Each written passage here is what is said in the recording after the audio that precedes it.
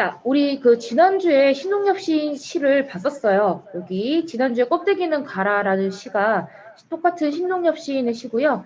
오늘은 이제 봄은이라는 시인데 내용은 비슷해요. 한번 먼저 시를 읽어볼게요. 자, 봄은 남해에서도 북녘에서도 오지 않는다. 너그럽고 빛나는 봄의 그 눈짓은 제주에서 두만까지 우리가 디딘 아름다운 눈밭에서 움튼다. 겨울은 바다와 대륙 밖에서 그 매서운 눈보라를 몰고 왔지만 이제 올 너그러운 봄은 삼천리 마을마다 우리들 가슴속에서 움트리라. 움터서 강산을 덮은 그 미움의 새부치들 눈 녹이듯 흐물흐물 녹여버리겠지. 그래서 이제 이 시도 이제 그 통일을 염원하는 시라서 지난주에 배운 내용하고 크게 다르지는 않는데요. 자, 그럼 1년부터 한번 해석을 해볼게요. 자, 봄은 남해에서도 북녘에서도 오지 않는다 했는데 일단 봄이라는 그 계절 자체가 이제 만물이 소생하고 뭔가 시작하는 계절이기 때문에 봄은 거의 대부분 시에서 이렇게 긍정적인 의미를 가진 단어라고 보시면 돼요. 그래서 동그라미 표시하시면 되고요. 조금 전에 이 시가 이제 통일을 노래하고 있는 시라고 했기 때문에 이 봄 자체는 당연히 이제 통일이 되겠죠.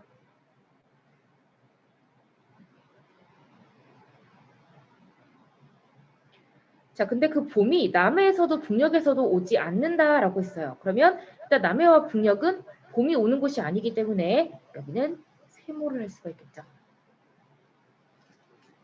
그러면 남해와 북녘은 어디를 말하는 것이냐? 이 두 곳은 외세, 즉 외부 세력을 의미하는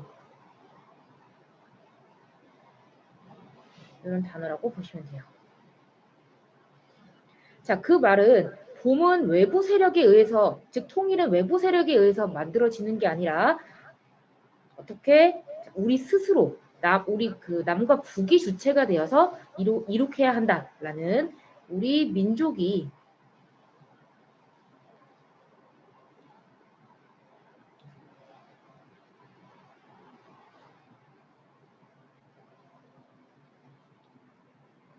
통일의 주체가 되어야 한다는 것을 강조하고 있는 게 1년의 내용이에요. 여기도 나와 있죠. 통일의 주체를 제시하고 있다고. 여기서 통일의 주체는 이제 우리 남과 북이 되는 거죠.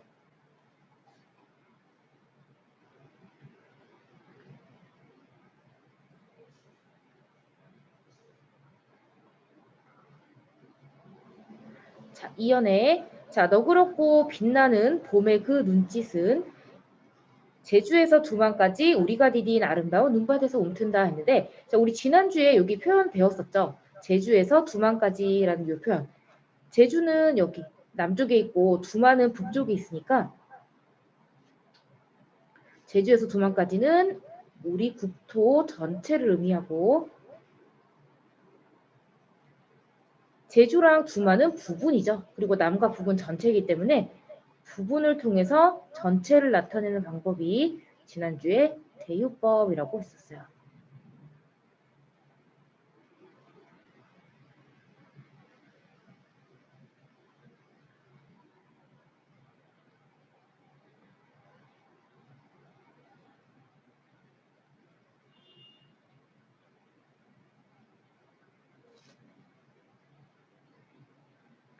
그리고 그 바로 윗줄에 봄의 그 눈짓은 할 때 그 눈은 아까 봄이 통일이라고 했었죠. 그래서 그 눈짓이라는 건 통일의 어떤 기운이라든지 통일의 싹, 통일의 조짐 뭐 이렇게 이해를 하시면 되겠어요. 그래서 그 통일의 기운이 우리가 디디고 있는 그 아름다운 눈밭에서 옮든대요. 그러면 이 아름다운 눈밭 역시 결국 통일이 이루어져야 하는 우리 국토를 의미하겠죠.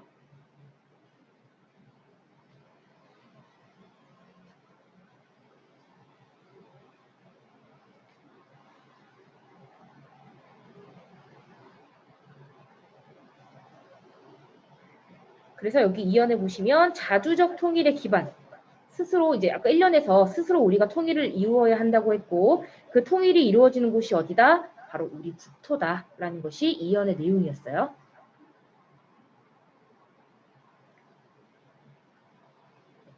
자, 그 다음에 3년 보시면 겨울이라는 단어가 나오는데 조금 전에 봄이 긍정이었고 통일이었다면 겨울에 흔히 이제 우리가 반대로 생각하는 겨울은 당연히 시에서 부정이 되겠죠. 자, 겨울에다가 세모하시면 되고요. 자, 그러면 통일이 봄이었다면 겨울은 뭐가 될까? 당연히 분단이 되겠죠. 자, 겨울은 바다와 대륙 밖에서 매서운 눈보라를 몰고 왔다라고 돼 있는데 여기 나와 있는 이 바다와 대륙 밖 역시 아까 전에 1년에 나와 있는 외세와 의미가 같아요. 즉 분단은 이제 우리가 만든 게 아니라 외부 세력에 의해서 어쩔 수 없이 이제 분단이 된 거다라는 게 여기 내용이죠.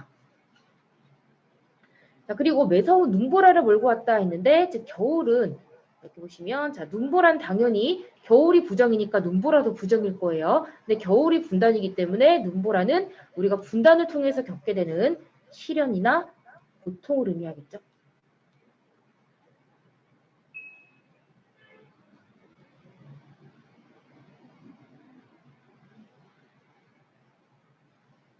몰고 왔지만 자, 오른쪽. 자, 이제 올 너그러운 봄은 자, 봄 또 나왔어요. 이것도 아까 통일이라고 했었어요. 계속. 자, 너그러운 봄은 자, 삼천리 마을마다 우리들 가슴속에서 움트리라 했는데 여기 나와 있는 이 삼천리 마을 우리 애국가에 가사 보면 삼천리라는 단어 나오죠. 그 삼천리 마을 역시 우리 국토를 의미하는 단어예요. 즉 이제 통일은 우리 국토에서 우리들 가슴속에서 움트겠다, 시작되겠다 하는 거죠. 그래서 여기 보시면 마지막에 움트리라라고 돼 있죠. 그래서 뭔가를 예언하는 듯한 표현이죠. 그래서 이런 것들을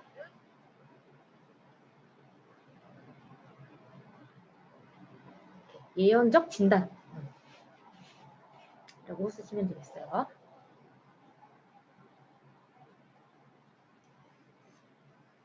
그리고 결국 우리들 가슴속에서 움튼다라는 건 통일의 주체가 누구다?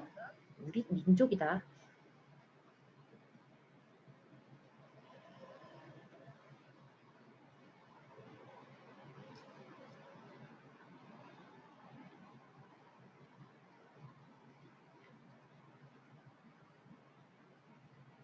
자, 그래서 3년은 자, 분단의 원인, 분단은 아까 여기 왼쪽 밑에 보시면 바다와 대륙 밖에서 이루어졌다 했었고 그리고 주체적 통일에 대한 신념 여기 마지막에 우리들 가슴속에서 꼭 움틀겠다, 움틀이라 라고 신념을 이야기하고 있는 게 3년의 내용이고요.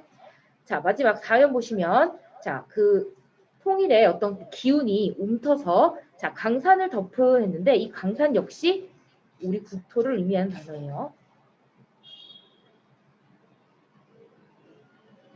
자, 강산을 덮은 미움의 세부치들. 자, 딱 뭐 보지 않아도 당연히 미움의 세부치라는 건 우리가 이제 부정적인 의미의 단어인 거 알 수 있겠죠? 근데 이제 세부치라는 단어가 쓰였기 때문에 이 세부치라는 건 군사적인 대립을 의미하는 단어.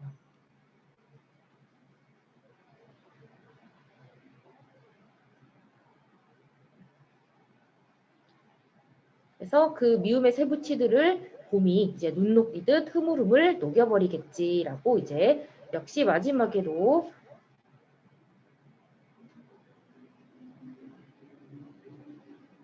이런 어떤 예언적인 표현을 통해서 여기 마지막에 통일된 조국의 미래를 예언하고 있어요.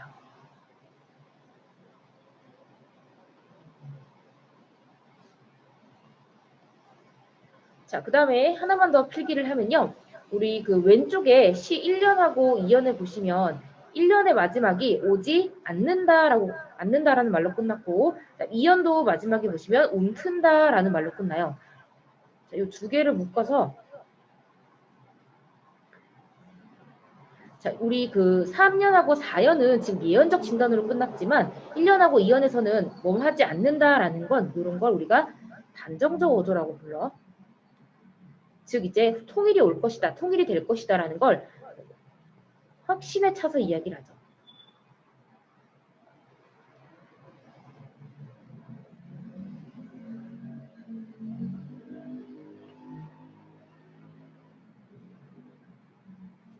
통일은 이제 반드시 이루어지겠다 하는 것을 확신에 차서 이야기하고 있는 게 1년과 2년의 내용이에요.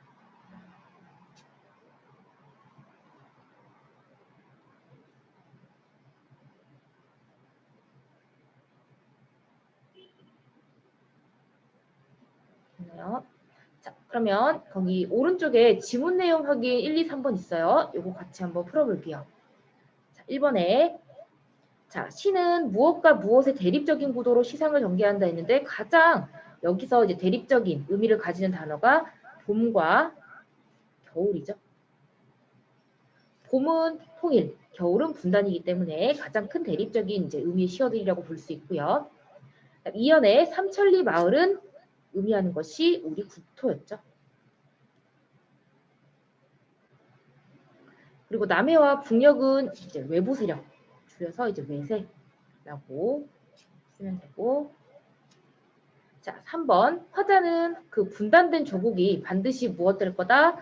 통일이 될 것이라는 확신을 자, 1년과 2연에서 어떻게? 단정적. 그래서 아까 전에 이 단정적 어조를 통해서 얻을 수 있는 건 확신, 그리고 말하는 이의 의지였어요. 이렇게 두 가지 써주시면 돼요.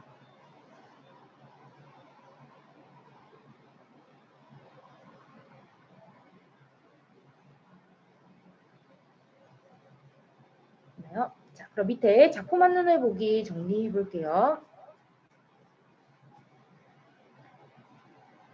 자, 똑같아요. 지난주랑. 이 시의 성격은 굉장히 현실 참여적이에요. 이제 우리 모두 다 같이 이제 힘을 합쳐서 통일을 이룩하자라는 내용의 시고요. 그 다음에 굉장히 의지적이죠. 그리고 자주적 통일에 대한 염원, 의지를 다루고 있는 시라고 보시면 되고요. 자, 우리 조금 전에 봤죠? 봄과 겨울의 어떤 대립 구도로 시가 전개되고 있고요. 또 상징적인 시요. 자, 상징이라는 거 우리 배웠어요. 혹시 까먹었을까봐 다시 한 번 더 설명을 하면, 자, 상징은 우리 추상적인이라는 건 눈으로 볼 수 없는 이란 뜻이죠. 추상적인 어떤 생각이나 개념, 이념 이런 것들을 구체적인 사물로 이건 이제 눈으로 볼 수 있다는 뜻이니까 나타낸 것이 상징이었죠. 그래서 여기서 뭐 분단이라든지 우리가 혹은 통일은 눈으로 볼 수 없는데 겨울이라든지 이제 봄 우리가 느낄 수 있는 걸로 나타내는 게 다 상징이죠.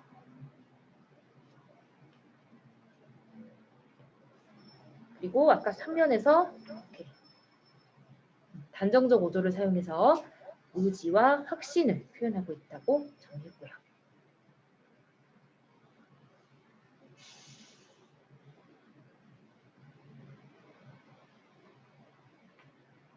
자, 그 다음에 밑에 주요 포인트 보시면 자, 이 시가 지어졌을 그 당시에 상황을 고려했을 때 시인은 이 시를 왜 지었을까? 자, 그 당시의 상황은 자, 6.25 전쟁 이후에 외세에 의해서 이제 남과 북으로 분단된 우리나라의 현실이었죠. 그래서 분단된 조국이 언젠가는 통일될 것이라는 확신을 드러내기 위해서 작가가 이러한 시를 지었다라고 볼 수가 있고요. 자, 그다음 오른쪽에 2번에 보시면 자, 봄과 겨울이 이 시에서 가장 두드러지는 이제 대립적인 의미의 시어라고 했는데 봄은 다 긍정이었죠.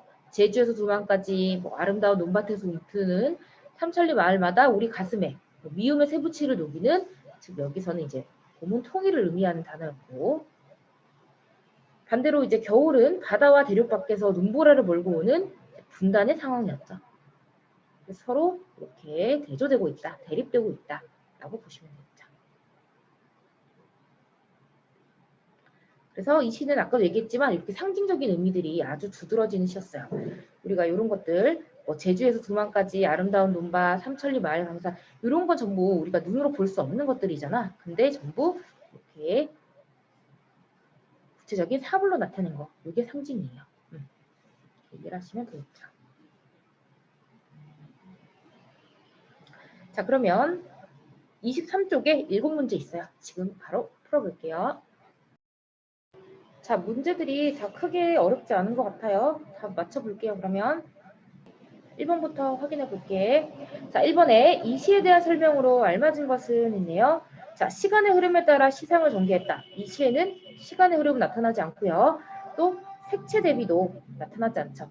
또 지규법. 자, 우리 지규법은 무엇무엇처럼 무엇무엇인 듯 무엇무엇인 양 무엇무엇 같이 이렇게 원관념을 보조관념, A가 원관념, B가 보조관념인데 A를 보조관념 B에 빗대서 나타낸 거, 직접 빗댄 게 지급법이죠. 사과 같은 내 얼굴 이런 식으로 지급법도 여기 사용되지 않았고요. 4번은 자 대조되는 의미를 지닌 상징적인 시어 봄과 겨울이었죠. 정답 4번이고요. 다음 대화체가 되려면 2명이 등장해야죠. 최소. 여기는 화자 혼자 독백체로 이야기를 하고 있기 때문에 그리고 정겨운 분위기도 아니고요. 1번 답은 4번이었어요. 2번 이 시의 내용을 바르게 이해하지 못한 것은 있네요. 자, 1번에 봄은 우리나라 밖 어디에서도 오지 않는다. 이거 맞나요?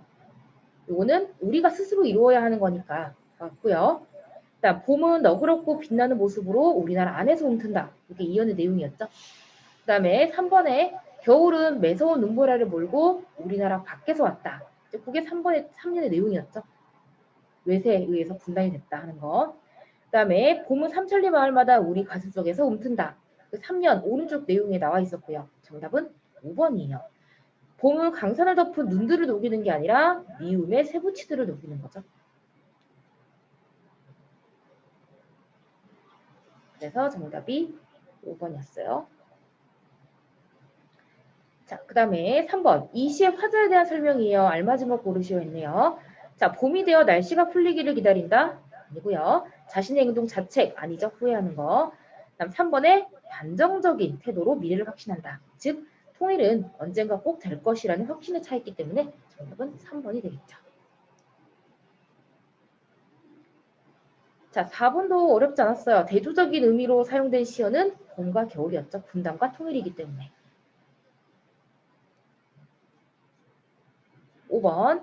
자, 사회적 상황을 바탕으로 시어의 의미를 해석했을 때 알맞지 않은 것은 했는데 자, 이 시는 한반도 당대적 상황과 민족의 소망을 잘 보여준다.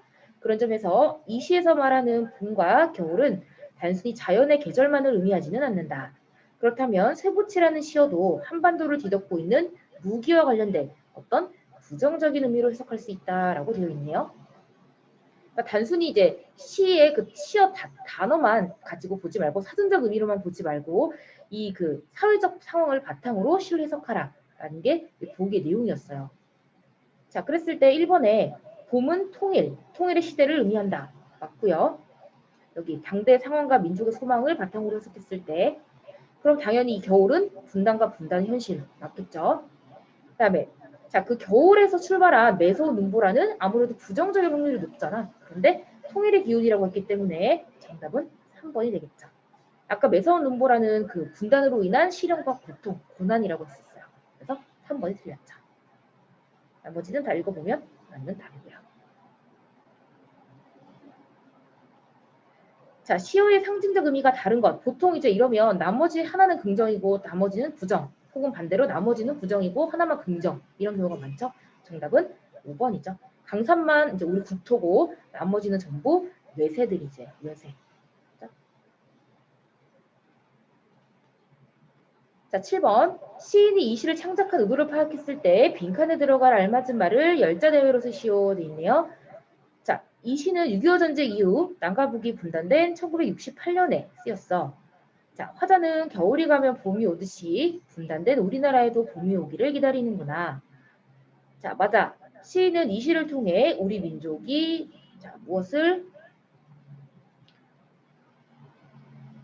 우리 민족의 통일에 대한 염원 혹은 의지 이런 것을 나타내고자 했다. 이렇게 쓰셔도 되고요. 아니면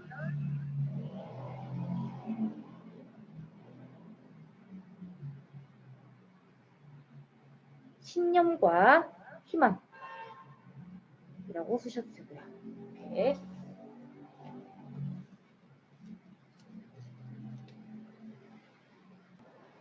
네. 자, 전개의 빈칸에 들어갈 단어는 징용, 그 다음에 위기는 다리, 절정, 위로. 징용, 다리 위로 이렇게. 그 다음에 자, 이 소설의 시간적 배경은 일제강점기부터 6.25 전쟁 직후죠. 그리고 공간적 배경은 경상도 어느 마을이고요.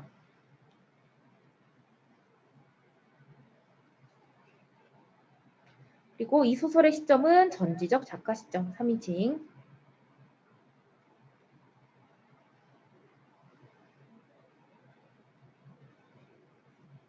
자, 4번에 아들에 대한 만두의 애정을 보여주는 소재. 소재라 하면 이제 보통 단어가 되죠. 이거는 고등어도 되고요. 아니면 이제 뒤에 그 주막에서 아들에게 줬던 국수도 돼요. 근데 보통 시험에서는 이 고등어를 원하니까 고등어는 꼭 쓰셔야 돼요.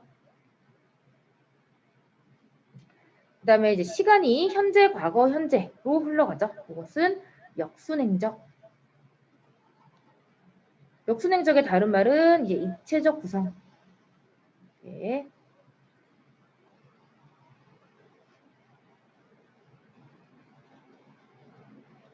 그 다음에 6번.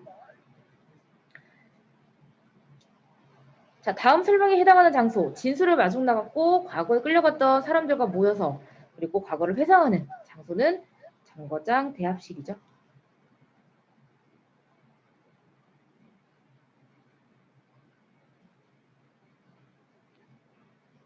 7번에 자, 만도의 성격을 정리했을 때 알맞은 말을 쓰시오 있네요. 요거 이제 옛날 징용 끌려갔을 때 그 부분이었죠. 굉장히 이제 낙천적이고 그리고 이제 적응이 빠르다라고 볼 수 있어요.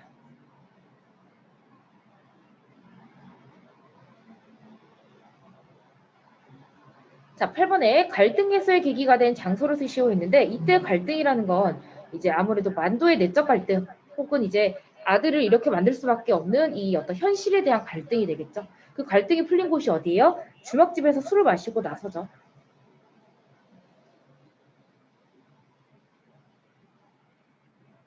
자, 인물의 현실 대응 방식을 다음과 같이 정리했을 때 빈칸에 알맞은 말을 쓰시오 했는데 자, 진수는 앞으로 살아갈 일을 걱정해요. 굉장히 소극적이죠. 그리고 절망적인 인물이고요. 반대로 만도는 목숨만 붙어있으면 다 산다고 생각하는 아주 낙관적이고 긍정적이면서 의지적인 인물이에요.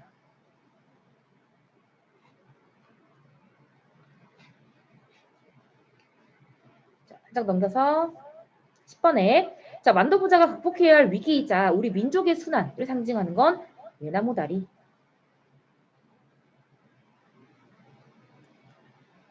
자, 보기에 설명에 해당하는 소재는 자, 외나무 다리를 건너는 만도를 바라보는 자연물이자 응원하고 싶은 작가의 감정이 투영된 용머리째.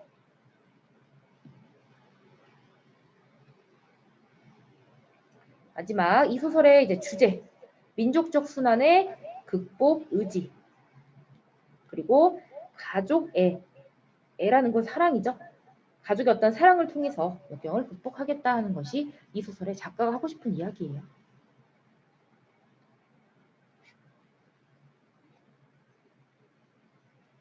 혹시 답 못 쓴 거 있을까요?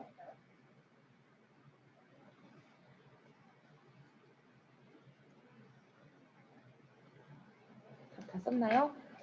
자, 답을 다 썼으면 오늘 그 체크 책에서 소설을 뭘 해야 되냐면 61쪽에 보시면 노새 두 마리라는 소설이 나오거든요. 근데 그 노새 두 마리가 여기 단편 소설 여기 있죠. 여기도 똑같이 수록이 되어 있어요. 그래서 여기 소설책으로 오늘 체크 것까지 같이 볼게요. 소설책이 여기 전문이 다 실려 있으니까 아니 소설책으로 노새 두 마리 보도록 할게요. 294쪽이에요. 소설책 294쪽. 자, 먼저 왼쪽에 이제 작품에 대한 이제 간단한 설명이 되어 있는데요. 뭐 사회 소설이고요. 그리고 풍자 소설이에요. 이제 도시 1970년대라는 게 아주 중요한데 이때 이제 도시 변두리에 사는 어떤 하층민의 그런 삶 그리고 그런 200 쪽이죠? 94쪽 그런 사람들이 이렇게 살아갈 수밖에 없는 이유가 과연 무엇인지를 담고 있는 그런 소설이고요. 1인칭 주인공 시점, 그다음에 제재는 노새인데요. 자, 노새가 뭐냐면 그 당나귀 같은 거라고 생각하면 돼요. 요즘은 이제 없어졌는데 예전에는 이 노새를 통해서 짐을 날랐어요. 그래서 제재가 노새가 되고요. 자, 주제는 고향을 상실한 한 가족의 기이한 삶, 그리고 시대착오적인 풍습이다 라고 되어 있네요. 자, 그럼 바로 본문으로 들어가 볼게요. 자, 제목은 노새 두 마리인데요. 자, 왜 제목이 노새 두 마리냐면 조금 전에 노새가 이제 당나귀처럼 뭔가 지름을 실어 나르는 거라고 했잖아. 동물이에요. 그런데 이 소설에서는 실제로 노새도 나오고요. 그리고 이 소설에 등장하는 아버지가 자식의 입장에서 봤을 때 우리 가족을 위해서 노새처럼 열심히 일하고 또 약간은 시대에 뒤떨어진 그런 삶을 살고 있기 때문에 노새와 아버지를 합쳐서 그냥 두 마리라고 본 거예요. 그래서 여기서 두 마리는 노새와 아버지를 의미한다 라고 보시면 되겠어요. 이 둘이 굉장히 많은 공통점이 있어요. 그 공통점은 뒤에 소설을 읽어보면서 체크해 나가도록 할게요.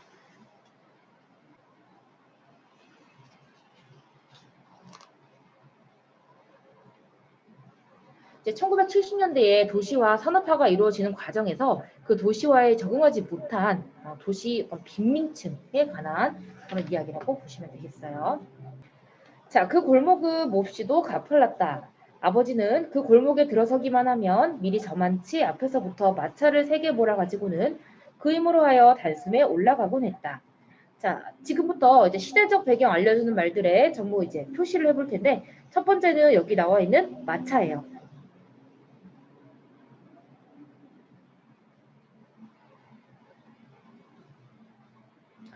자, 이제 마차는 그 당시에 이제 현재는 없기 때문에 사회문화적 배경을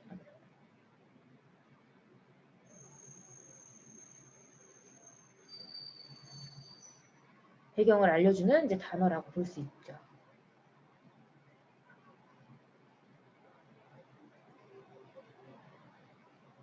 자, 그러나 이 작전이 매번 성공하는 것은 아니고 더러는 마차가 언덕의 중간쯤에서 더 올라가지를 못하고 주춤거릴 때도 있었다. 그러면 아버지는 이마에 심줄을 잔뜩 돋우며 이랴 이랴 하면서 노새 잔등을 손에 휘감고 있는 긴 고삐줄로 3번, 4번 후려쳤다. 노새는 그럴 때마다 뒷다리를 바득바득 바둥거리며 안간힘을 쓰는 듯 했으나 그쯤 되면 마차가 슬슬 아래쪽으로 미끄러져 내리기는 할망정 조금씩이라도 올라가는 일은 드물었다. 물론 마차에 연탄을 많이 실었을 때와 적게 실었을 때에도 차이는 있었다. 자, 여기 연탄도 지금은 없죠. 물론 있기는 해도 지금 거의 다 보일러를 떼기 때문에 연탄도 이제 사회문화적 배경을 알려주는 소재라고 볼 수 있고요. 자, 적게 실었을 때는 그깟것 달랑달랑 단숨에 오르기도 했지만 그럴 때는 드물고 대개는 짐을 가득가득 싣고 다녔다. 가득 실으면 대충 500장에서 600장까지 실었는데 아버지는 그래야만 다소 신명이 나지 200장이나 300장 같은 것은 처음부터 성이 안 차는 눈치였으며 100장쯤은 누가 부탁도 안 할 뿐더러 아버지도 아예 실으려고 하지도 않았다. 우리 동네는 변두리였으므로 자, 여기가 이제 이 소설의 공간적 배경이 돼요. 여기가 이제 공간적 배경. 자, 얼마 전까지도 모두 그날그날 벌어 먹고 사는 사람들이 많아 연탄 배달도 일거리가 그리 많지 않았다. 그러니까 이제 잘 사는 동네는 아니었던 거죠. 자, 기껏해야 구멍가게에서 두서너 장을 사서는 새끼줄에 대롱대롱 매달고 가는 게 고작이었다. 그랬는데 2, 3년 전부터 아직도 많은 빈터에 집터가 다져지고 하나둘 문화주택이 들어서더니 자, 여기 문화주택도 사회문화적 배경을 알려주는 단어예요. 이게 이제 1950년대부터 등장한 집이기 때문에 이 집을 통해서 이 소설이 이제 1970년대, 67년대를 배경으로 하고 있구나라는 걸 알 수가 있죠. 자, 이제는 제법 그럴듯한 동네 꼴이 잡혀갔다. 원래부터 있던 허름한 집들과 새로 생긴 집들과는 골목 하나를 경계로 하여 그물 긋듯 나누어져 있었는데 먼데서 보면 제법 그럴싸한 동네로 보였다. 여기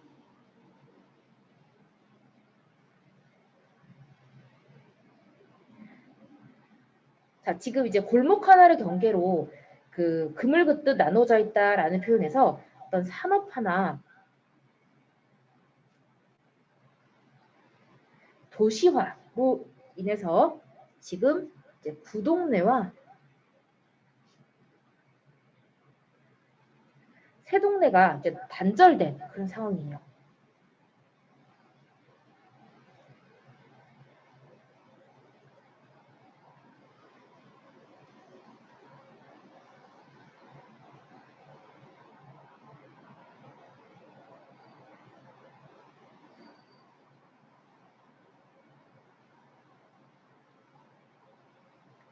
자, 일단 들어와 보면 지저분한 헌 동네가 이웃에 널려 있지만 그냥 먼발치로만 보면 2층 슬래브 집들에 가려 닥치닥치 붙은 판잡지 등속이 보이지 않았으므로 서울의 변두리에 흔한 여느 신흥 부락으로만 보였다. 여기 지금 슬래브집, 그 다음에 판잣집 이런 것도 다 사회문화적 배경을 알려주는 소재들이에요. 슬래브는 그 이제 슬래브로 만든 집을 슬래브집이라고 하는데 슬래브라는 게 이제 그 콘크리트 바닥 아니면 뭐 양옥 지붕처럼 콘크리트를 이제 부어서 만든 그런 집을 슬래브 집이라고 해요. 판잣집은 우리가 다 알죠? 근데 이제 멀리서 보면 이런 게 안 보였기 때문에 그냥 대충 뭐 그럭저럭 사는 어떤 이제 신흥 부락, 어떤 신흥의 마을로 서울에서 보였다 이런 얘기죠.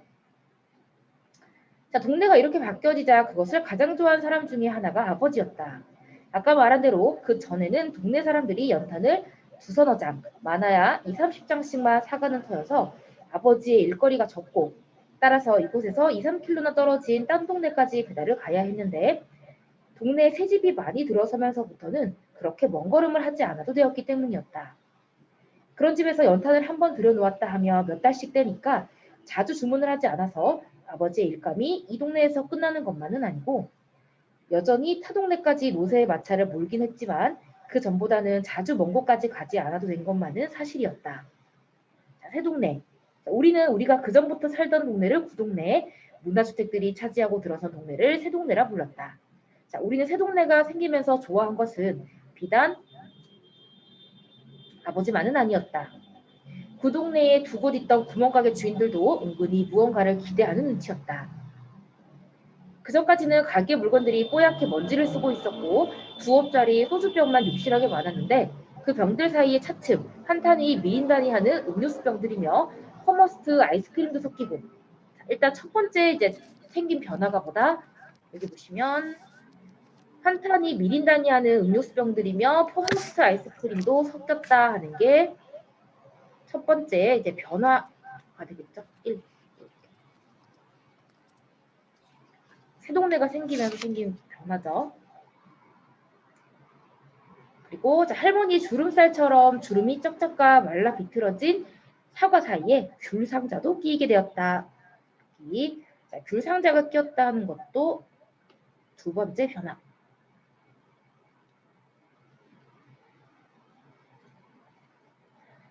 자, 그전에는 볼 수 없었던 우유 배달부가 아침마다 골목을 드나들고 여기요.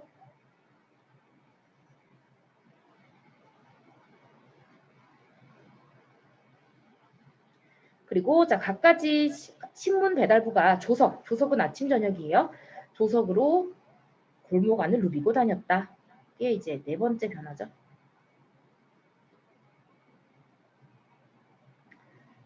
전에는 얼씬도 않던 슈샤인보이. 자, 슈샤인보이는 이제 구두 닦는 사람을 슈샤인보이라고 해요. 자, 슈샤인보이가 새벽이면 구두 닦으 하면서 외치고 다녔다. 전에는 저 아래 큰 한길가 근처에 차를 대놓고 올 테면 오고 말 테면 말라는 식으로 버티던 청소부들이 골목 안까지 차를 들이대고 쓰레기를 퍼갔다 하는 것이 다섯 번째 변화가 되겠고요.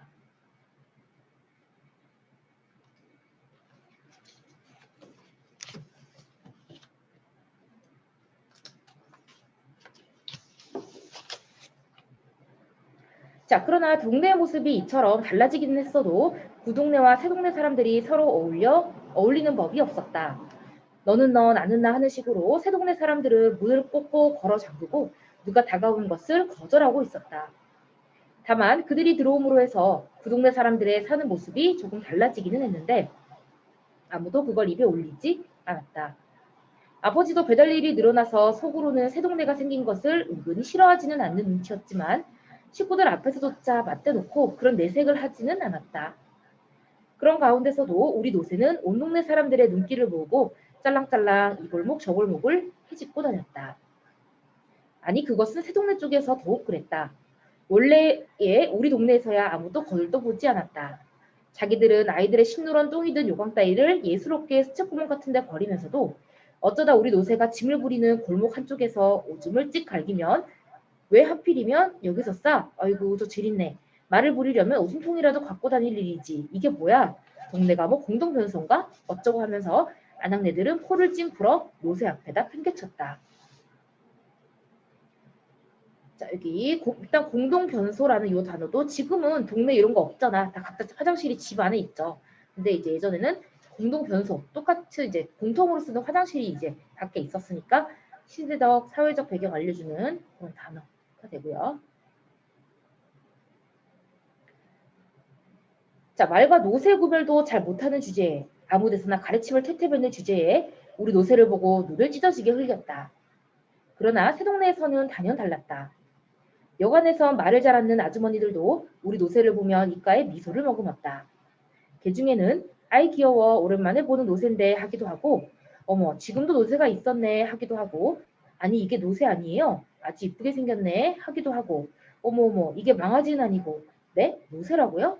아 노새가 이렇게 생겼구나 하면서 모가지에 매달린 방울을 한번 만져보려다가 노새가 고개를 젓는 바람에 찔끔 놀라기도 했다.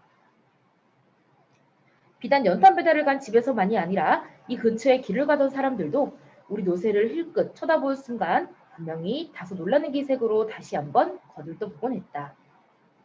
대야를 옆에 끼고 볼이 빨갛게 익은 채 목욕 갔다 오던 아주머니도 부드러운 눈길로 노새를 바라보고 다정하게 나들이 가려고 막 대문을 나서던 내외군도 우리 노새가 짤랑짤랑 지나가면 고거 다는 표정으로 한동안 지켜보고 파 한 달 사가지고 쟁걸음으로 쫄쫄거리고 가던 식모 아가씨도 잠시 발을 멈추고 노새를 바라보았다. 무엇보다도 우리 노새를 보고 좋아하는 것은 새동네 아이들이었다. 다만 노새만 지나가면 지금까지 하던 공착이나 배드민턴을 멈추고 한동안 노새를 따라왔다. 야 노새다! 한 아이가 외치면 다른 아이들도 덩달아 외쳤다. 그래 노새다! 야 이게 노새구나! 그래 임마 너 몰랐니? 듣기는 했는데 보기는 처음이야. 야 귀 한번 대빵 크다. 힘도 세니? 그럼 저것 봐 저렇게 연탄을 많이 싣고 가잖니? 아이들이 이러면 나는 나의 시커먼 몰골도 생각하지 않고 어깨가 으쓱해졌다. 그런 심정일까? 그럴 때는 그럴 만한 대목도 아닌데 괜히 이랴이랴 하면서 고삐를 잡아들었다. 아버지도. 나는 사실 새동네 아이들을 그리 좋아하지 않았다. 걔네들은 집안에서 무얼 하는지 도무지 밖에 나오는 일도 드물었는데 나온다 해도 저희네끼리만 어울리지 우리 구동네 아이들을 붙여주지 않았다. 처음부터 우리가 걔네들더러 끼워달라고 한 일은 없으니까 붙여주고 안 붙여주고 할 것은 없었는데 보면 알지 돌아가는 꼴이 그런 처지가 못 되었다. 우리 구동네 아이들이야 학교 가는 시간을 빼놓고는 내내 밖에서만 노는데 놀아도 여간 희망스럽게 놀지 않았다. 껄핏하면 싸움질이요 껄핏하면 욕질이었다. 말썽은 어찌 그리도 잘 부리는지 아이들 싸움이 커진 어른 싸움도 끊일 날이 없었다. 그러자니 그 동네 아이들은 자연히 새동네 골목에까지 진출했다. 같은 골목이라도 새동네는 조금 널찍한 데다 사람들의 왕래도 그리 잦지 않아 놀기에 좋았다. 그렇다고 새동네 아이들이 텃세를 부리지도 않았다. 그들은 저희끼리 놀다가도 우리들이 내려가면 하나둘씩 슬며시 자기네 집으로 들어갔다. 그런 아이들이었으므로 나는 평소에 대면대면하게 즉 친하지 않게 대했는데 이들이 우리 노새를 보고 놀라거나 칭찬할 때만은 어쩐지 그들이 좋았다. 거기에 비해서 우리 동네 아이들은 노새만 보면 엉덩이를 툭 치거나 머리를 쓰다듬은 척하면서 콧잔등을 한 대씩 쥐어받고 하기가 일쑤였다. 평소에 말수가 적고 화내는 일이 드문 아버지도 이럴 때는 눈에 불을 켜고 개구장이들을 내몰았다. 이 때깔놈의 새끼들, 노새가 밥을 달라든 못 달라든 왜 지랄들이야? 우리 집에 노새가 들어온 것은 2년 전이었다. 그때까지는 말을 부렸는데 누군가가 노새와 바꾸지 않겠느냐고 제의해왔다. 싫으면 웃돈을 조금 얹어주고라도 바꿔주겠다는 것이었다. 한 3년 가까이 그 말을 보려온 아버지는 막상 놓기가 싫은 모양이었으나 그 말이 눈이 자주 짓무르고 뒷다리 복사뼈 근처에 늘 상처가 가시지 않는 등 잔병치레가 잦은 터라 두 번째 말을 걸어왔을 때 그러자고 응낙해버렸다. 할머니와 어머니 그리고 큰형은 그래도 말이 낫지 그까지 노새가 무슨 힘을 쓰겠느냐고 바꾸지 말자고 했으나 노새를 한 번 보고 온 아버지는 어떻게 생각했는지 그 길로 노새와 말을 맞바꾸었다. 아닌 게 아니라 노새는 힘이 하나도 없어 보였다. 보기에는 비리비리한 게 약하니 약하게만 보였다. 할머니나 어머니 그리고 큰형은 그것 보라고 이게 어떻게 그 무거운 연탄집을 나르겠냐고 빈정댔는데 그래도 아버지는 가타부타 말이 없이 노새를 우리로 끌고 가 우선 손질부터 시작했다. 말이 우리이지 그것은 방과 바로 있는 처마를 조금 더 달아낸 곳에 있었다. 그래서 우리 집에는 항상 말 오줌 냄새, 똥 냄새가 가실 날이 없었다. 그뿐만이 아니라 그 우리의 바로 옆방이 내가 할머니나 큰형과 함께 자는 방이었으므로 나는 잠결에도 요새가 앉았다 일어나는 소리, 히힝거리는 소리, 방귀 소리까지 들을 수 있었다. 어쨌거나 이 노새가 들어오면서 그 뒤치닥거리는 주로 내가 맡게 되었다. 큰형도 더러 돌봐주긴 했으나 큰형마저 군에 들어가고 난 뒤부터는 나에게 전적으로 그 일이 맡겨졌다. 고등학교를 나온 작은 형이 있긴 해도 그는 아버지나 어머니의 성화에 아랑곳 없이 늘상 밖으로 써다니기만 하고 집에 있을 때도 기타를 들고 골방에 처박히기가 일쑤였다. 가엾게도 노새는 원래 회색빛이었는데 우리 집에 온 뒤로는 차츰 연탄때가 묻어 검은빛으로 변해갔다. 엉덩이께는 물론 갈기도 까맣게 연탄가루가 앉아있었다. 내가 깜냥으로는 그러니까 스스로 이제 할 수 있는 능력을 얘기하는 거죠. 깜냥은. 그러니까 내 능력으로는 나름 정성스럽게 털어주고 닦아주고 하는데도 연탄때는 속살까지 틀어박히는지 닦아줄 때만 조금 희끗하다가 한바탕 배달에 갔다 오면 도로 그 모양이었다. 하지만 노새도 내 그런 정성을 짐작은 하는지 멍청이 서 있다가도 내가 가까이 가면 고개를 위아래로 흔들어 아는 체를 했다. 자, 그랬는데 그 노새가 오늘은 우리 집에 없다. 자, 여기 마지막에 이 밑줄치 문장이 이 소설의 핵심 사건이에요. 지금까지는 어떻게 노새가 우리 집에 오게 되었는지를 이제 이야기를 했고 필요한 부분이니까 여기서부터가 이제 본격적인 사건의 시작인데 이 문장 이후에 이제 어제 일어난 사건에 대한 설명이 시작이 돼요. 밑에서부터 보시면 자, 노새가 갑자기 달아난 건 어저께의 일이었다. 본격적으로 사건의 이야기를 시작하죠. 아버지는 연탄을 실은 뒤 노새의 고삐를 잡고 나는 그냥 뒤따르고 있었다. 내가 뒤따르는 것은 아버지에게 큰 도움이 못 되고 할 일 없이 자, 요거 할 일 없이라는 단어 알아두세요. 할 일이 없다가 아니라 어쩔 수 없이 이런 뜻이에요. 요거 그 김유정의 동백꽃에도 나오는 단어인데 단어뜻 요거 시험에 나올 경우도 있으니까 잘 알아두세요. 자, 어쩔 수 없이 따라다니기만 할 뿐이었다. 나트막한 언덕길을 오를 때 마차의 뒤를 밀기도 했으나 그것은 그대로 신용일 뿐 내 어린 힘으로 어떻게 된다든가 하는 일은 없었다. 아버지는 이따금 따라다니지 말고 집에 가서 공부나 하라고 했지만 내가 공부를 다 했어요 하면 그 이상 더 말리지는 않았다. 그러나 탄을 싣거나 부릴 때 내가 거두려고 나서면 아버지는 한사코 그걸 말렸다. 아버지가 그랬으므로 나는 그러면 더 좋지 하는 홀가분한 마음으로 망아지 모양 마차들이만 졸졸 따라다녔다. 바로 어저께도 그랬다. 새동네의 두 집에서 200장씩 갖다 달라고 해서 아버지는 연탄 400장을 싣고 새동네로 들어가는 그 가파른 골목길을 들어서고 있었다. 얘기의 앞뒤가 조금 바뀌었지만 우리 아버지는 연탄 가게의 주인이 아니고 큰 길가에 있는 연탄 공장에서 배달 일만 맡고 있다.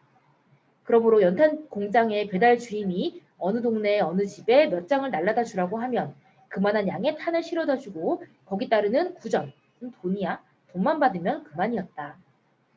그런데 한 가지 자랑스러운 일은 아버지는 아무리 찾기 힘든 집이라도 척척 알아낸다는 것이었다. 연탄 공장 사람들의 설명이 미처 끝나기도 전에 알만하오 한마디면 그만이었다. 열이면 열 틀리는 일이 없었다. 오죽하면 공장 사람들도 마차 영감은 집 찾는데 귀신이라니까 하면서 혀를 내두를까. 그들도 아버지에게 실려보내면 마음이 놓인다는 것이었다. 어저께도 아버지는 이러이러한 댁에 갖다 주라는 말을 듣자 두 번 다시 물어보지 않고 짐을 싣고 나선 것이다. 그 가파른 골목길 어귀에 이르자 아버지는 미리서 노새 고삐를 낚아잡고 한다름에 올라갈 채비를 하였다. 그러나 어떤 일인지 다른 때 같으면 400장 정도 싣고는 힘안 들이고 올라설 수 있는 고삐인데도 이날따라 오름길 중턱에서 턱 걸리고 말았다. 아버지는 하는 눈치더니 고삐를 거머쥐고 힘껏 당겼다. 이마에 힘줄이 굵게 돋았다. 얼굴이 빨개졌다. 나는 얼른 달라붙어 죽어라고 밀었다. 그러나 길바닥에는 살얼음이 한 겹 살짝 깔려 있어서 마차를 미는 내 발도 줄줄 미끄러져 나가기만 했다. 노새는 앞뒷발을 딱딱 소리를 낼 만큼 힘껏 땅을 밀어냈으나 마차는 그때마다 살얼음 위에 노새의 발자국만 하얗게 긁힐 뿐 조금도 올라가지 않았다. 아직은 아래쪽으로 밀려 내려가지 않고 제자리에 버티고 선 것만도 다행이었다. 사람들이 몇 명 지나갔으나 모두 쳐다보기만 할 뿐 아무도 달라붙진 않았다. 여기. 자, 지금 아버지와 내가 이제 노새를 이제 밀고 당기고 하는 과정에서 힘들어한다는 걸 알면서도 사람들은 쳐다보기만 할 뿐 도와주지 않는다라는 표현을 통해서 굉장히 이제 이 소설의 어떤 인정이 내 말은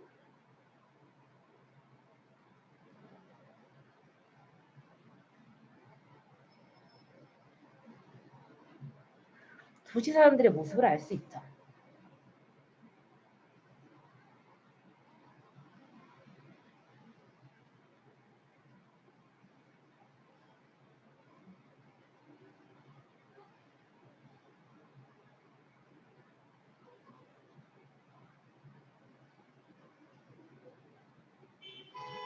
자, 그전에도 그랬다. 사람들은 얼핏 도와주고 싶은 생각이 났다가도 상대가 연탄마차인 것을 알고는 감히 손을 내미질 못했다. 도대체 어디다 손을 댄단 말인가. 제대로 하자면 손만 아니라 배도 착 붙이고 밀어야 할 판인데 그랬다간 옷을 모두 망치지 않겠는가. 옷을 망치면서까지 친절을 베풀 사람은 이 세상에 없다고 나는 믿어오고 있다. 그건 그렇고 그런 시간에도 마차는 자꾸 밀려 내려오고 있었다. 돌을 개려고 주변을 살펴보았으나 그만한 돌이 얼른 눈에 띄지 않을 뿐더러 그나마 나까지 손을 놓으면 아래를 밀려 내려올 것 같아서 손을 뗄 수가 없었다. 아버지는 평소에 그답지 않게 사정없이 노새에게 매질을 해댔다. 이제 아버지도 마차가 밀려 내려올까봐 초조한 마음에 노새를 더 때리게 된 거죠. 자, 이랴 우라실롬의 노새 이랴. 노새는 눈을 뒤집어 까다시피 하면서 바득바득 악을 써댔으나 판은 이미 그름판이었다. 그때였다. 노새가 발에서 잠깐 힘을 빼는가 싶더니 마차가 아래쪽으로 와르르 흘러내렸다. 뒤미쳐 노새가 고꾸라지고 연탄 더미가 대그르르 무너졌다. 아버지는 밀려내려가는 마차를 따라 몇 발짝 뒷걸음질을 치다가 홀랑 물구나무 서는 꼴로 나자빠졌다. 나는 얼른 한 옆으로 비켜섰기 때문에 아무 일도 없었다. 그러나 정작 일은 그 다음에 벌어지고 말았다. 호우적거리며 마차에 질질 끌려가던 노새가 마차가 내박쳐진 자리에서 벌쩍 일어서더니 뒤도 안 돌아보고 냅다 뛰기 시작한 것이다. 정확히 말하면 벌떡 일어섰다가 순간적으로 아버지와 내가 있는 쪽을 힐끔 쳐다보고는 이내 뛰어버린 것이다. 마차가 넘어지면서 무엇이 부러져 몸이 자유롭게 된 모양이었다. 내 노새. 아버지는 넘어진 채 그 경황에도 뛰어가는 노새를 쳐다보더니 얼굴이 새하얘졌다. 그러나 그런 망설임에도 그때뿐 아버지는 힘들게 일어서자 딴 사람이 되어 빠른 걸음으로 노새를 뒤쫓았다. 내 노새, 내 노새. 아버지는 크게 소리를 지르는 것도 아니고 그렇다고 입안의 소리도 아닌 엉거주춤한 소리로 연방 내면서 노새가 달려간 곳으로 뛰어갔다. 나도 얼른 아버지의 뒤를 따랐다. 노새는 10m쯤 앞에 뛰어가고 있었다. 뒤미차 앞쪽에서는 악악 하는 비명소리가 들려왔다. 어깨에 스케이트 주머니를 메고 오던 아이들 둘이 기겁을 해서 길 옆으로 비켜서고 뒤따라오던 여학생 한 명이 엄마 하면서 오던 길을 달려갔다. 손자를 업고 오던 할머니 한 분은 이런 하면서 어쩔 줄 몰라 하다가 그 자리에 폭삭 주저앉고 말았다. 막 옆 골목을 빠져나오던 택시가 찍 브레이크를 걸더니 덜렁 한바탕 춤을 추고 멎었다. 금세 이 집 저 집에서 사람들이 쏟아져 나와 골목 사이사이 수많은 사람들이 모여 웅성대기 시작했다. 왜 그래 왜 그래? 무슨 일이야 무슨 일이야? 말이 도망갔나 봐 말이 도망갔나 봐. 무슨 말이 무슨 말이? 저기 뛰어가잖아. 얼라얼라 그렇군. 말이 뛰어가는군. 별꼴이야 말마차가 지금도 있었군. 자, 요 단어를 통해서 이 문장을 통해서 지금 노새 혹은 말을 부리는 게 굉장히 시대에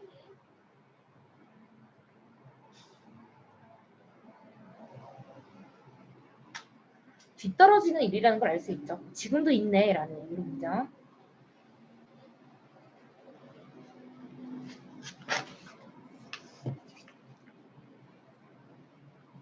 자, 이런 웅성거림 속을 아버지는 두 주먹을 불끈 쥐고 뜀박질 쳐갔다. 내 노새, 내 노새. 그때 나는 아버지보다 몇 발짝 앞서 있었다. 아버지의 허허 소리가 들려왔다. 하지만 노새는 우리보다 훨씬 빨랐다. 노새는 이미 큰 길로 나가고 있었다. 드디어 아버지는 큰 길로 나오자 덜컥 그 자리에 주저앉고 말았다. 우선 아이폰을. 자, 노새는 이제 보이지 않았지만 나는 노새보다도 아버지의 일이 더 큰 일인 것 같아서 뛰던 것을 멈추고 아버지의 손을 잡고 끌어일으키려고 했다. 그런데 아버지는 쉽게 일어나지를 못했다. 아버지의 눈은 더할 수 없는 실망과 깊은 낭패로 가득 차 나는 제대로 쳐다보지도 못하고 슬며시 고개를 돌리다가 이내 축 처지고 말았다. 자, 여기 지금 등장인물의 심리가 직접적으로 나와 있는데 여기 보시면 실망, 그 다음에 낭패라든지 그 다음에 밑에 보시면 여기 슬픔, 아직 읽진 않았지만 자, 불현듯 슬픔이 목받쳐 내 눈도 쓴벅거렸으나 나는 그것을 억지로 참고 계속해서 아버지의 팔목을 이끌었다. 그래서 여기 지금 실망, 낭패, 슬픔 이런 게 이제 등장인물의 심리가 되겠죠.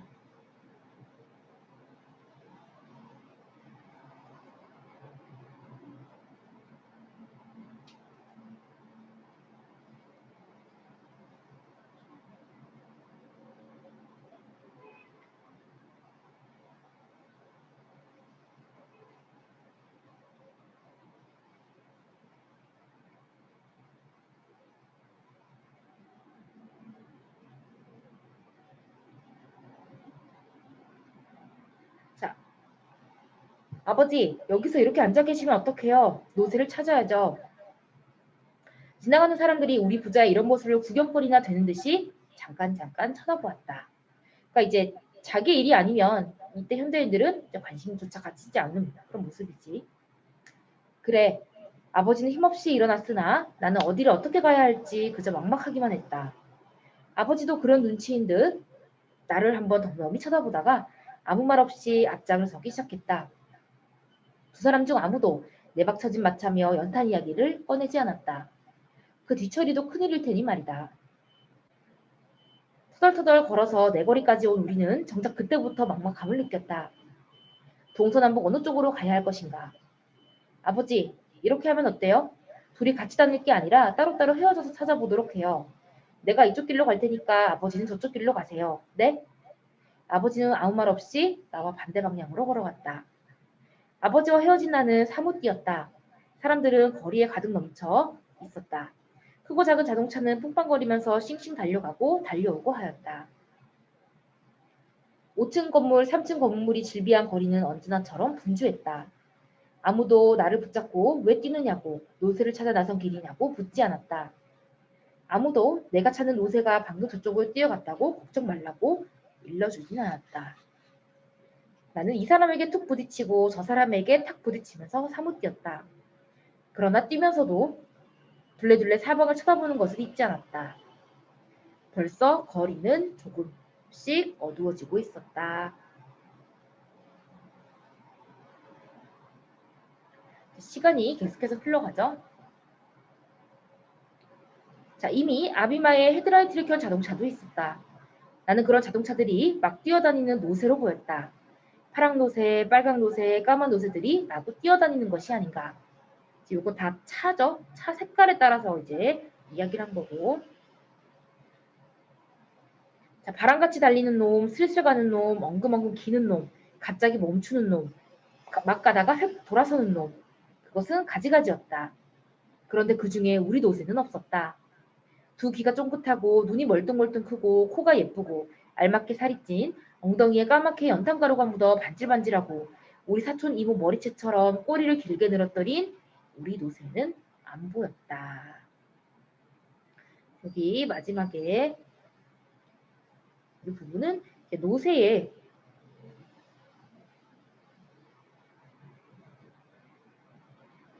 생김새가 묘사되어 있는 부분인데 노새를 굉장히 지금 뭐 반질반질하다, 우리 이모의 머리채 같다, 굉장히 이제 뭐라 그럴까 친근하고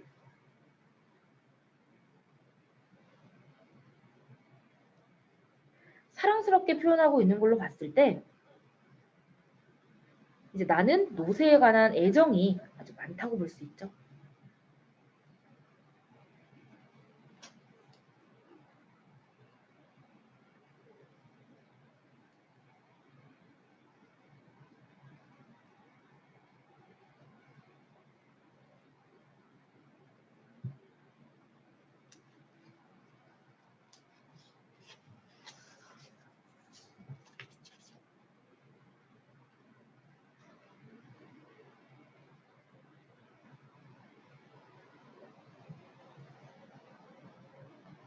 자, 어디까지 왔는지도 몰랐다. 차츰 다리가 아프기 시작했다.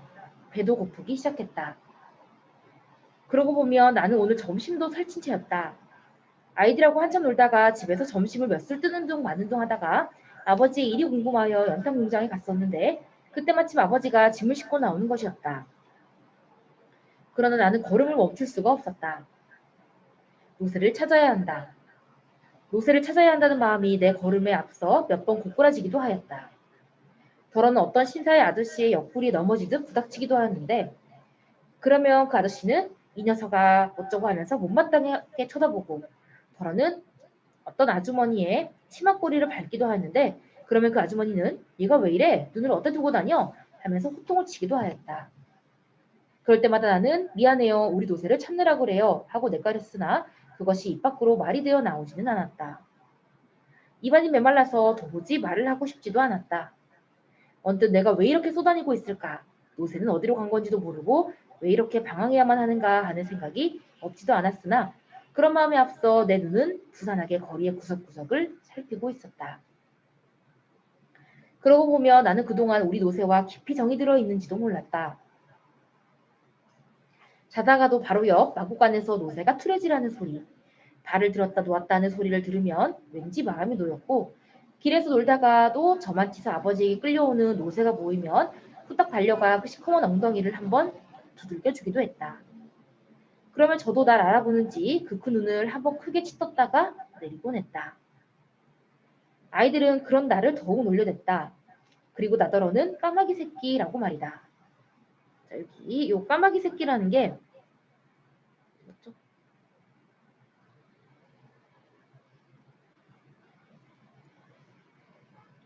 자, 여기도 까마귀 새끼가 지금 여기 뒤에 나와 있지만 이제 아버지가 연탄 그 공장을 하다 보니까 늘상 이제 까만 거야 얼굴이 연탄 재가 묻어서 그래서 이제 나를 까마귀는 우리 아버지고 나는 그 아버지의 자식이기 때문에 까마귀 새끼라는 이런 표현을 쓴 거죠. 자, 까마귀 새끼라는 것은 우리 아버지가 까맣게 연탄재를 뒤집어 쓰고 다닌 데서 그 아들인 나를 가리키는 말이다. 사실 아버지는 노상 시커먼 불고를 하고 다녔다. 옷은 물론 국방색 신발도 어느새 깜장 코를 풀면 콧물색조차 까맸다. 그런 가운데서도 눈 하나만은 쾌활히 크게 빛났다. 아이들은 그런 아버지를 보고 까마귀라고 불러댔으나 차마 대놓고 그러지는 못하고 만만한 나를 보며 까마귀 새끼라고 놀려댔다. 하지만 저희네들 아버지는 별것이었던가? 연길이네 아버지는 조그마한 기계와 연탄불을 피워가지고 다니면서 뽕서리와 함께 생쌀을 납작하게 눌러 튀겨내는 장사, 즉 뻥튀기 장사죠,를 하고 있었고 종다리네 형님은 번데기 장수였다. 순철이네 아버지는 시장 경비원이었고 귀다리네 아버지는 포장마차에서 장사를 하고 있었다. 그래서 우리는 연길이더러 뻥, 종다리더러는 뻔이라는 별명을 붙여주었으며 순철이 기다리도 모두 하나씩 별명을 가지고 있었다. 그러니까 내가 까마귀 새끼라는 별명을 가지고 있다는 것은 어떻게 보면 당연한 것이고 별로 억울할 것도 없었다. 여기서 알 수 있는 건 이제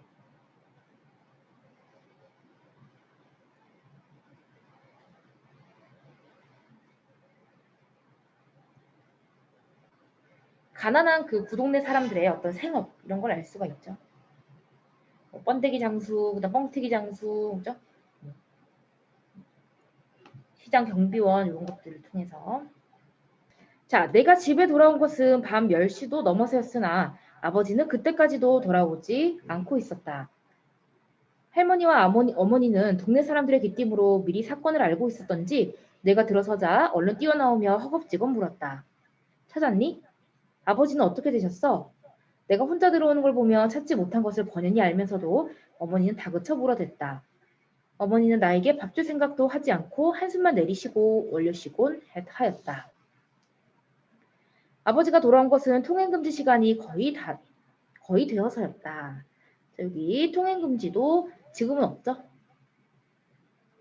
일정 시간 동안 이제 돌아다니지 못하게 하는 게 통행금지인데 지금은 없으니까 이것도 사회문화적 배경을 알 수 있는 소재네요. 예상한 일이었지만 아버지는 빈몸이었고 형편없이 힘이 빠져 있었다. 그때까지 식구들은 아무도 잠들지 않았다. 작은 형도 일이 일인지라 기타도 치지 않고 죽은 듯이 방 안에만 처박혀 있었다. 아버지를 보고도 아무도 말을 하지 않았다. 다만 할머니만이 말을 걸었다. 이제 오니? 네. 자, 그뿐 아버지는 더는 말이 없었다. 그러고는 어머니가 부어온 밥상을 한 옆으로 밀어놓고는 쓰러지듯 방 한가운데 들어눕고 말았다. 아버지는 지금 내일부터 당장 벌이를 나갈 수 없는 아픔보다도 길들여 피워온 노새가 가여워서 저러는지도 모를 일이었다. 아버지는 원래부터가 마부였다. 서울에 올라오기 전 시골에서도 줄곧 말마차를 끌었다. 어쩌다가 소달구지를 끄는 적도 있긴 했으나 얼마 가지 않아서 도로 말마차로 바꾸곤 했다. 그런 아버지였으므로 서울에 올라와서는 내내 말마차 하나로 나왔었는데 어떻게 마음먹었는지 노새로 바꾸고 만 것이다. 노새나 말이나 요즘은 그놈의 3년차 때문에 아버지의 일감이 자칫 줄어드는 듯 하기도 했다. 여기 3년차도 표시하시면 되고요. 이제 3년차라는 게 이제 그 짐을 실어 나르는 차를 얘기하는 건데 바퀴가 앞에 하나 달려있고 뒤에 2개 달려있는 주로 이제 짐을 싣는 차를 3년차라고 해요. 요즘 트럭으로 하지 이런 걸로 거의 안 하니까. 자, 웬만한 오르막길도 끄떡없이 오르고 웬만한 골목 안 집까지도 드르륵 들이닥치니 아버지의 말마차가 위험을 느낀 적도 했고 사실 일감을 빼앗기기도 했다. 그런데도 그때마다 아버지는 큰 소리였다. 휘발유 한 방울 안 나오는 나라에서 자동차만 많으면 뭘 해. 자, 여기 지금 요 대사가 이제 종종 시험에 많이 나오는데 자, 지금 아버지도 알고 있어. 자기가 시대에 굉장히 뒤떨어진 사람이라는 걸. 그런데 아버지는 일부러 지금 이런 말을 하는 거예요. 그러니까 어떤 본인도 굉장히 걱정과 불안이 있지만 그 불안을 숨기고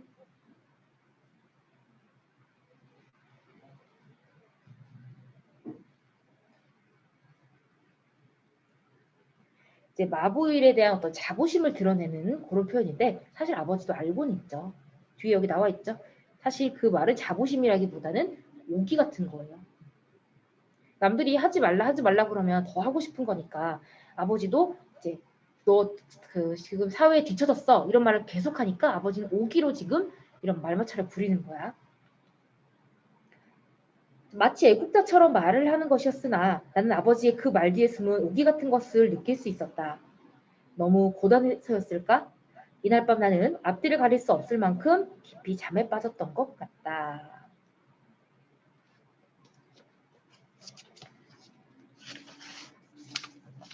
여기서부터는 이제 나의 꿈이에요.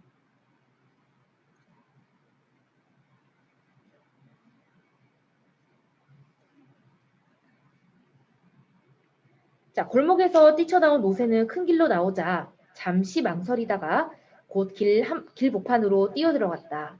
그러자 달려오던 차들이 브레이크를 밟느라고 찍찍 소리를 냈으나 노새는 그걸 본체 만치 하고 달렸다. 어디서 뛰어나왔는지 교통순경이 호루라기를 불며 달려오다가 노새가 가까이 오자 혼비백산해서 도망갔다. 인도를 걸어가던 사람들이 일제히 발을 멈추고 노새에 가는 곳을 쳐다보곤 저마다 놀라고 또는 재미있다는 표정을 지었다. 허허 저놈이 제 세상을 만났군. 고삐 풀린 말이라더니 저놈도 저렇게 한번 뛰어보고 싶었을 거야. 엄마 저게 뭔데 저렇게 뛰어가? 말이지? 글쎄 말보다는 작은데 노새 같다 얘. 사람들이 그러거나 말거나 노새는 뛰고 또 뛰었다. 연탄집을 매지 않은 몸은 훨훨 날 것 같았다. 자, 지금 이렇게 네모친 건 그 현실에서 노새를 괴롭히는 코드들이죠.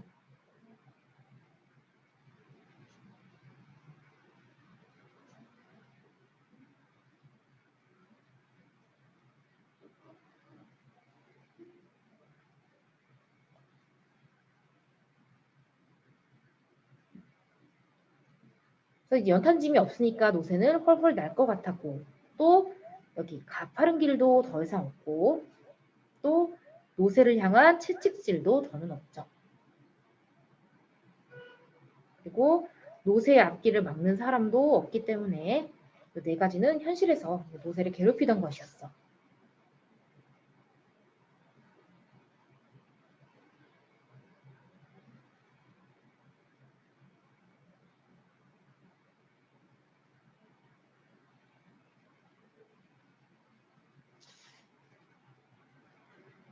자, 신호등에 파란불이 켜진 데도 있었고 노란불이 켜진 데도 있었으며 빨간불이 켜진 데도 있었으나 막무가내로 그냥 뛰기만 했다. 노새는 이윽고 횡단보도에 이르렀다.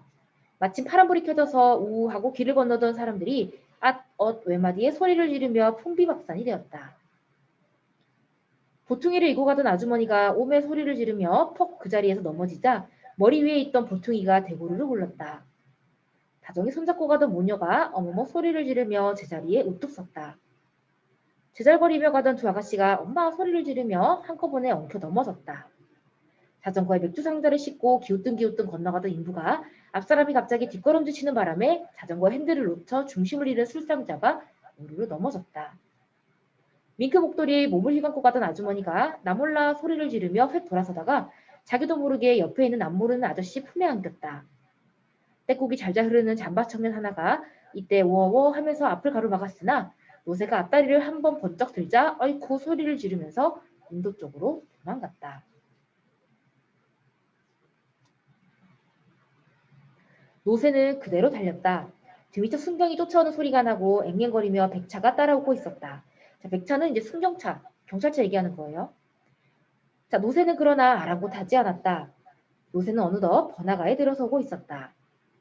여기는 아까의 횡단길보다도 더욱 사람이 많았다.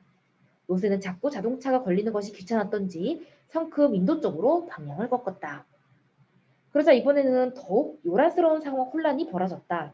사람들은 달랑달랑하는 노새의 목에 달린 방울소리가 들릴 때는 호기심으로 그쪽을 쳐다보았다가도 금세 인파가 우우 이리 몰리고 저리 몰리고 하면서 눈앞에 노새가 뛰어오자 어쩔 줄 모르고 웩웩 소리를 지르며 달아나기에 바빴다. 분홍색 하의 일작이 나뒹굴고 곱게 싼 상품 상자들이 이리저리 흩어졌다. 신사가 한 옆으로 급히 비키다가 콘크리트 전봇대에 이마를 찍고 분니 앞사람의 뒤꿈치에 밟혀 기우뚱하다가 뒤에 오는 할아버지를 안고 넘어졌다. 배지를 단 여학생이 황망히 길 옆 제과점으로 도망치다가 안에서 나오던 청년과 마주쳐 나무 토막 쓰러지듯 넘어지고 아이스크림을 핥고 가던 꼬마 둘이 얼싸안고 넘어졌다. 번화가 옆은 큰 시장이었다. 노새가 이번에는 그 시장 속으로 뚫고 들어갔다. 머리에 수건을 동이고 자판 앞에 앉아있던 아낙네들이 얼굴 이걸 어쩌지? 하면서 벌떡 일어서는 것을 신호로 시장 안에 벌집 쑤신 듯한 소동이 사방으로 번져갔다. 콩나물통이 엎어지고 시금치가 흩어지고 도라지가 짓이겨지고 사과알이 대굴대굴 굴렀다. 미꾸라지통이 엎어지고 시루떡이 흩어지고 테러톤 옷감이 나풀거리고 제주 밀감이 사방으로 굴렀다. 갈치가 뛰고 동태가 날고 낙지가 미끈둥미끈둥 길바닥을 메웠다. 연락을 받고 달려왔는지 시장 경비원 두세 명이 이놈의 노새 하면서 앞뒤를 막았으나 워낙 젖먹던 힘까지 단에서 길길이 뛰는 노새를 붙들지는 못하고 저 노새 잡아라 저 노새 외치며 이리 뛰고 저리 뛰고 할 뿐이었다. 골목을 뛰쳐나온 지 1시간이 지났을까? 노새는 시장 안에서 한바탕 복세를 떨치고는 다시 한 길로 나왔다. 이 무렵에는 경찰에 비상이 걸렸는지 곳곳에 모자끈을 턱에까지 내린 경찰관들이 지키고 서 있었다. 서울 장안이 온통 야당이 난 모양이었다. 군데군데 무전차가 동원되어 자기네끼리 노새의 방향에 대해 연락을 취하고 있었다. 그러나 노새는 그것을 미리 알고라도 있는 듯 용케도 경비가 허술한 길만을 찾아 달도 달려갔다. 모가지는 물론 갈기며 어깨쪽지 그리고 등허리에 땀이 비오듯해서 내 다리에 물이 주르르 흐르고 있었다. 검은 물이. 노새는 벌써 한강다리를 건너고 있었다. 노새는 얼핏 좌우로 한강물을 한번 훑어보더니 여전히 뛰어가면서도 길게 심호흡을 하였다. 다리를 건너고 얼마를 가자 길이 넓어지고 앞이 툭 튀었다. 고속도로였다. 노새는 돈도 안 내고 톨게이트를 빠져나가더니 그때부터는 다소 속도를 늦추었다. 그러나 절대로 뛰는 일을 멈추지는 않았다. 그러니까 이제 꿈에서 노새는 굉장히 자유로워졌죠. 마지막에. 까지가 이제 나의 꿈이 끝난 거예요. 현실에서 노새는 자기를 이제 가로막는 장애물들이 많았지만 이제 꿈속에서 노새는 자유롭게 자기가 하고 싶은 대로 이제 길을 달리고 있었지. 자, 여느 날보다 다소 늦게 일어난 나는 간밤의 꿈으로 하여 어쩐지 마음이 허헛했다. 꿈 그대로라면 우리는 다시는 그 노새를 찾지 못할 것이 아닌가.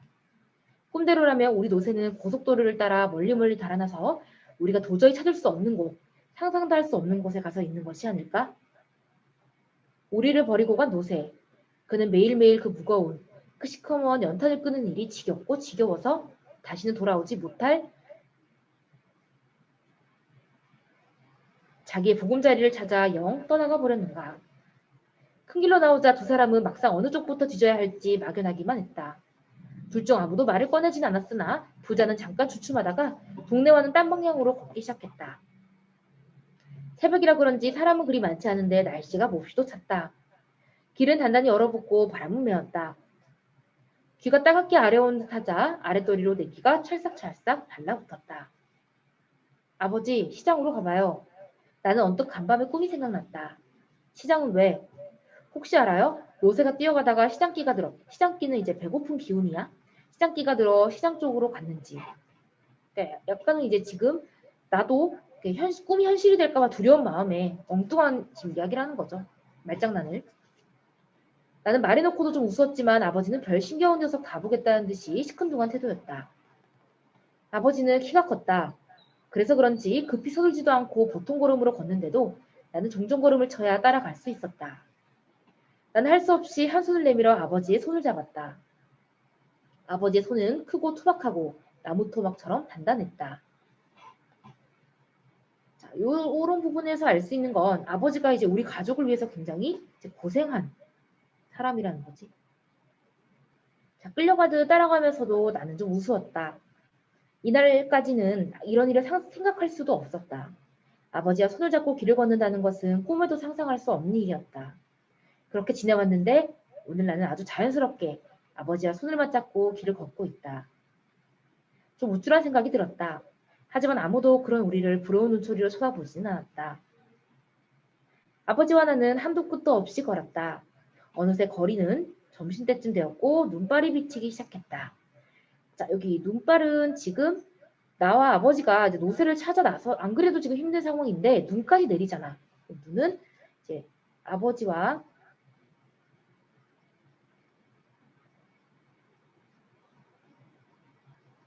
나에게 어떤 더해진 시련이죠.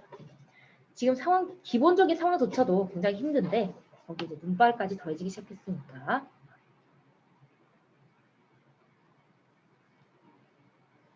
자, 어느 곳을 가나 거리는 사람으로 붐벼 있었고 그 많은 사람들은 우리 부자더러 어디를 그리 바삐 가냐고 노새를 찾아다니냐고 묻지 않았고 아버지와 나는 아무에게 노새를 보지 못했느냐고 묻지 않았다. 자, 이렇게 네 줄 묶어서 지금 서로가 다 관심이 없죠. 현대인들은. 그래서 여기는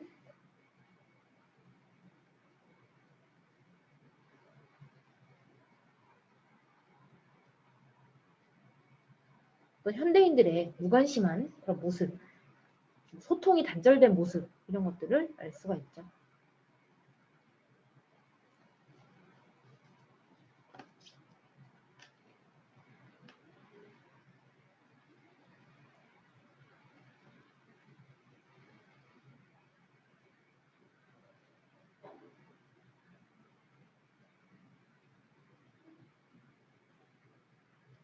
자, 다리는 쇠사슬을 단 것처럼 무겁고 배가 고프고 쓰렸다. 나는 그런 우리가 옛날 이야기에 나오는 길 잃은 나그네 같다고 생각했다. 길은 멀고 해는 저물었는데 쉬어갈 곳이라고는 없는 그런 처지 같았다. 아무리 가도 인간은 나타나지 않고 멀리서 깜빡깜빡 비치는 불빛도 없었다. 보이는 이 거친 산과 들뿐 사람이나 노새는 보이지 않았다. 아버지와 내가 동물원에 들어간 것은 거의 해가 질 무렵이었다. 어떻게 해서 동물원에 들어오게 되었는지 나는 잘 기억해낼 수가 없다. 둘 중에 아무도 동물원에 들어가자고 말한 사람이 없었는데 어째서 발길이 이곳으로 돌려졌는지 모른다. 정처 없이 걷다가 마침 닿은 곳이 동물원이어서 그냥 대수롭지 않게 들어왔는지도 모르겠다. 하여튼 나는 희한한 곳을 다 왔다 싶었다. 내 경우 동물원에 와본 것은 지금까지 딱 한 번밖에 없었으니까. 그것도 어린이날 무료 공개한다는 바람에 동네 쪼무레기들과 함께 와본 것뿐이었다. 그러니까 여기서도 이제 우리 집의 가정 형편이 그닥 좋지 않다는 거 알 수 있죠. 그때는 사람들에 치여 제대로 구경도 못했는데 지금 나는 구경꾼도 별로 없는 동물원을 더구나 아버지와 함께 오게 되었으니 참 가다가는 별일도 있는 것이구나 하였다. 남들 눈에는 한가하게 동물원 구경으로 온 다정한 부자로 비칠 것이 아닌가. 동물원 안은 조용하고 을씨년스러웠다. 동물들은 제 집에 처박혀 있거나 가느다란 석양이 비치는 곳에 웅크리고 있거나 하였다. 막상 들어온 아버지는 그런 동물들을 별로 눈여겨보진 않았다. 동물들의 우리를 보다가 하늘을 보다가 할 뿐 눈에 초점이 없었다. 칠면조도 사자도 호랑이도 원숭이도 사슴도 그런 눈으로 건성건성 보고 지나갈 뿐이었다.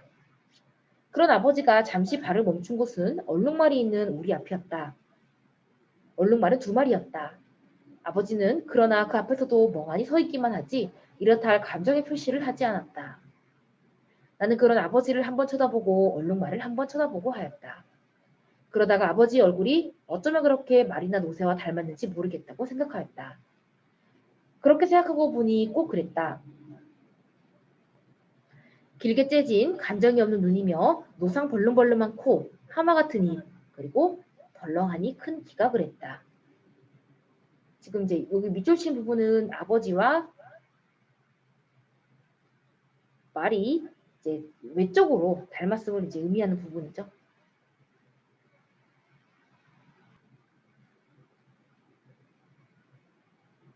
아버지가 너무 오래 말이나 노새를 다뤄와서 그런 건지 해당초 말이나 노새 같은 사람이어서 그런 짐승과 평생을 같이 해온 것인지는 알 수 없으나 막상 얼룩말 앞에 세워놓은 아버지는 영락없는 말의 형상이었다. 자, 아까 전에 선생님이 이 소설의 제목이 노새 2마리인 이유가 우리 집의 노새, 진짜 노새와 그 다음 아버지를 노새처럼 생각하고 있는 나의 모습이라고 했었죠. 그래서 여기 부분도 보시면 지금 나는 아버지와 지금 이제 말이긴 하지만 우리 집에 있는 노새를 동일시하고 있어요. 그래서 위에서는 처음에는 외모가 닮았다고 생각했는데 조금 더 깊이 들어가면 아버지와 말은 외모뿐만이 아니라 우리 가족을 위해서 힘든 일을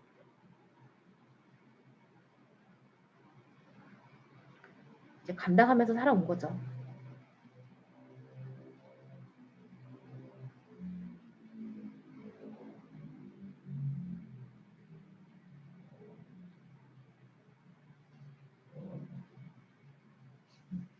그래서 또 외적인 부분도 물론 닮았지만 그 서로의 어떤 처지가 비슷하기 때문에 아버지와 노새를 지금 같은 존재라고 이렇게 보고 있는 거예요.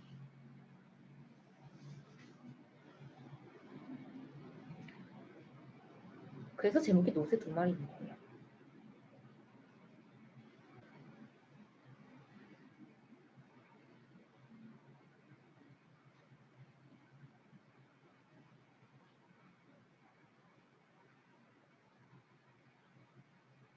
자, 동물원을 나왔을 때 이미 거리는 밤이었다. 이번에 집 쪽으로 걸었다. 그럴 수밖에 우리는 더 갈 데가 없었던 것이다. 우리 동네가 저만치 보였을 때 아버지는 바로 눈앞에 있는 대포집에서 발을 멈추었다. 힐끗 나를 돌아보고 나서 다짜고짜 나를 술집으로 끌고 들어갔다. 이런 일은 전에는 없는 어떤 일이었다. 술집 안에는 사람들이 가득 차서 왁왁 떠들어대고 있었다. 돼지고기를 굽는 냄새, 찌개 냄새, 김치 냄새가 집안에 가득했다. 사람들은 우리를 의아스러운 눈초리로 쳐다보았으나 이내 시선을 거두고 자기들의 얘기 속으로 다시 들어갔다. 나는 들어가자마자 그 냄새들을 힘껏 마셨다. 쓰러질 것 같았다. 아버지는 소주 한 병과 안주를 시키더니 안주는 내 쪽으로 밀어주고 술만 거푸 마셔댔다. 아버지는 술이 약한 편이어서 저러다가 어쩌나 하고 걱정이 되었다. 아버지 그만 드세요. 몸에 해로워요. 대답하면서도 아버지는 술잔을 놓지 않았다. 얼마나 지났을까? 안주를 계속 주워 먹었으므로 어느 정도 시장길을 면한 나는 비로소 아버지를 쳐다보았다. 이제부터 내가 노새다. 이제부터 내가 노새가 되어야지 별 수 있겠니? 그놈이 도망쳤으니까 이제 내가 노새가 되는 거지. 자, 여기에 이 아버지 대사에서 알 수 있는 건 이제 말 그대로 노새가 도망쳤으니까 자기가 노새가 된다 하는 건 이제 어려운 상황이지만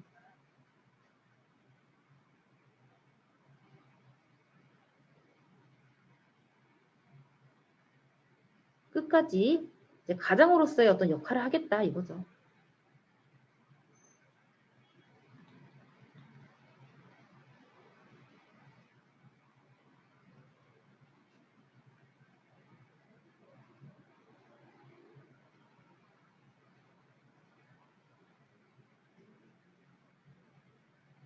자, 기분 좋게 취한 듯한 아버지는 놀라는 나를 보고 히히 한번 웃었다.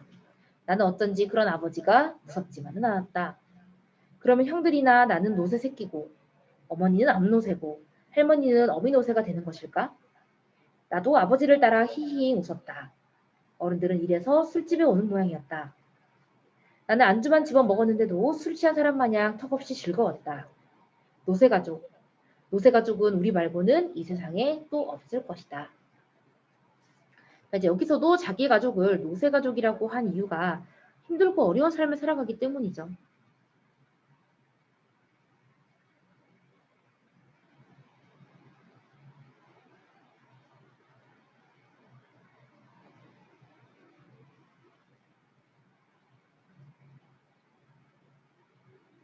그리고 이제 아버지가 정말 자기가 노새가 되겠다고 했을 때 내가 굉장히 이제 순진하게 받아들이는 이 모습을 통해서 나 역시 순진하고 순수해요. 어린아이다운.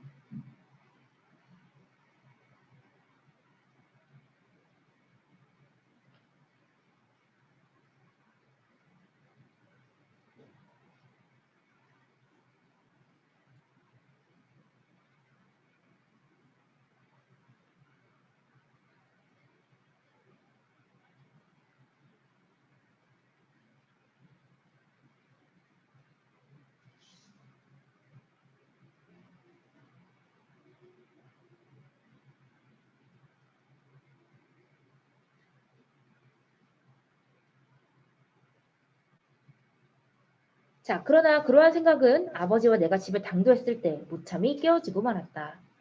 그거 우리를 본 어머니가 허둥지둥 달려나와 매달렸다. 이걸 어쩌죠? 이걸 어쩌오? 글쎄 경찰서에서 당신을 오래요. 그놈의 노새가 사람을 다치고 가게 물건들을 박살을 냈대요. 이걸 어쩌지? 노새는 찾았대? 찾거나 그러면 괜찮게요? 노새는 간데온데 없고 사람들만 다치고 하니까 누구네 노새가 그랬는지 수소문 끝에 우리 집으로 순경이 찾아왔지 뭐유. 오늘 낮에 지서에서 나온 사람이 우리 노새가 튀는 바람에 여기저기서 많은 피해를 입었으니 도로 무슨 법이라나 하는 법으로 아버지를 잡아 넣어야겠다고 이르고 갔다는 것이었다. 아버지는 술이 확 깨는 듯 그 자리에 선 채 한동안 눈만 뒤룩뒤룩 굴리고 서 있더니 히잉 하고 코를 풀었다. 그러고는 아무 말 없이 쓰적쓰적 문 밖으로 걸어 나갔다. 나는 아버지 하고 따랐으나 아버지는 돌아보지도 않고 어두운 골목길을 나갔다.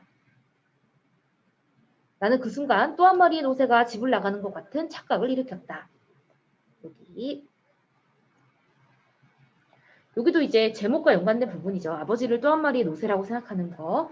그래서 그리고 내가 아버지를 노새라고 이렇게 또 얘기하는 이유가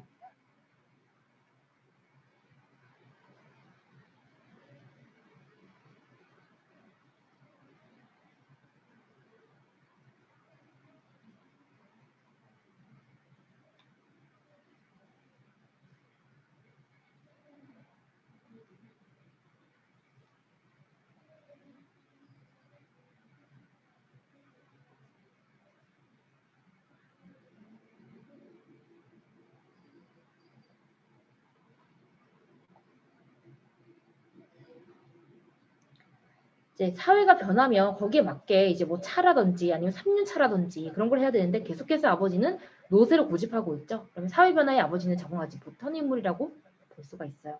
그래서 아버지를 또 이렇게 노쇠라고 표현을 하는 거죠. 시대에 뒤처진 건 노쇠나 아버지나 마찬가지니까.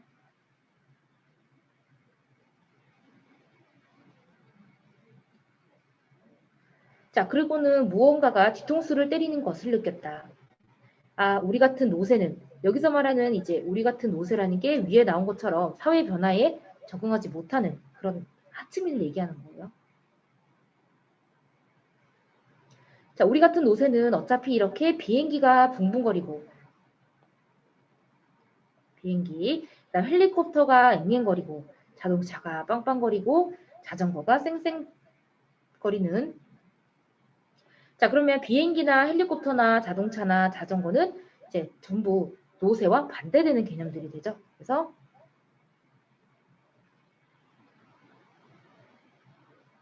노새와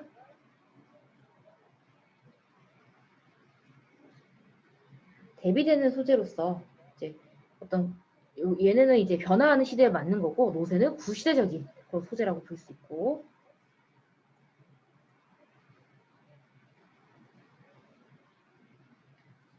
대처는 이제 도시라고 보시면 돼요.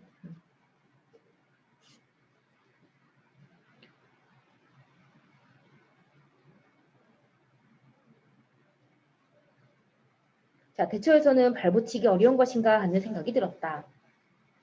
언젠가 남편이 택시 운전사인 실수 어머니가 하던 말. 최소한도 자동차는 굴려야지. 지금이 어느 때인데 노새를 부려 했다는 말이 생각났다. 자, 이것도 계속해서 같은 의미인데 지금 이제 시대 변화에 적응하지 못하는 아버지를 비꼬는 말이에요.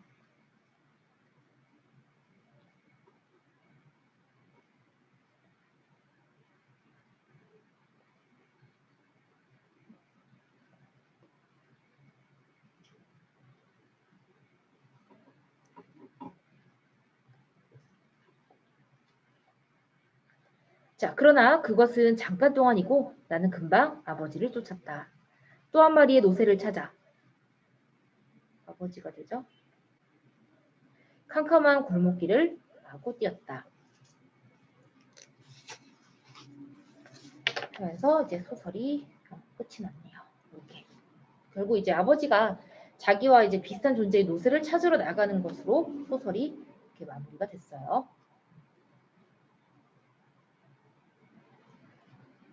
자, 필기를 다 한 친구들은 우리 이거 체크 잠깐만 펴볼까요?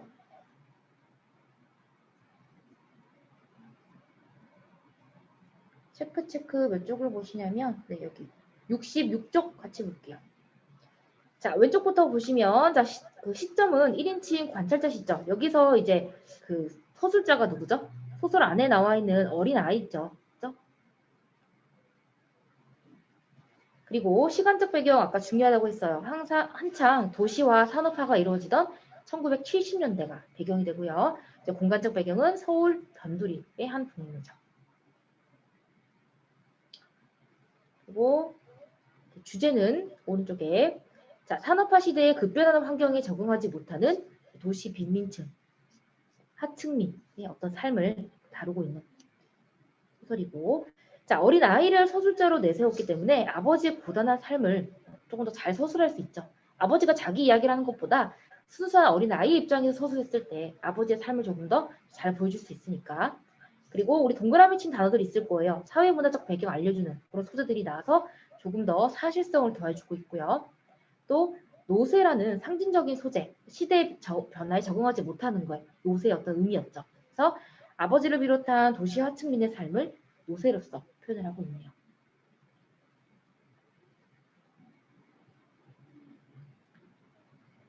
자, 그 다음에 이 글의 서술자는 나죠. 그래서 1인칭 이제 관찰자, 주인공은 아버지예요. 내가 아버지를 관찰만 할 뿐이에요.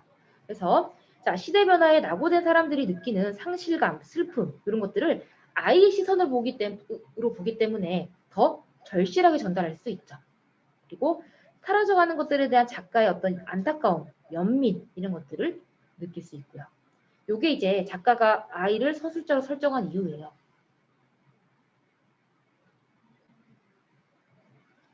자, 그 다음에 이 글의 사회문화적 배경을 보시면 일단 말이나 노새가 끄는 연탄마차가 점점 사라지고 삼륜차나 자동차가 이제 줄을 이루기 시작하던 때 그리고 변두리 마을의 문화주택이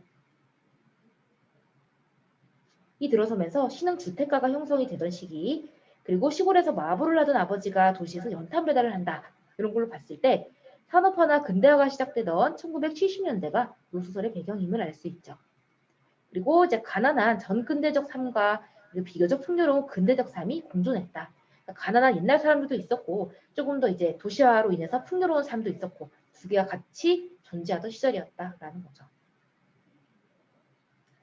자, 제목이 노새 두 마리라는 건 일단 노새는 연탄마차를 힘들게 끄는 동물이고 그다음에 자동차에 밀려서 곧 사라지게 될 운명이죠. 연탄 마차를 버리고 찾을 수 없는 곳으로 달아났어요. 아버지 역시 가족의 생계를 위해서 힘겹게 연탄 배달을 하면서 도시에 적응하지 못하고 변두리에서도 밀려날 처지죠.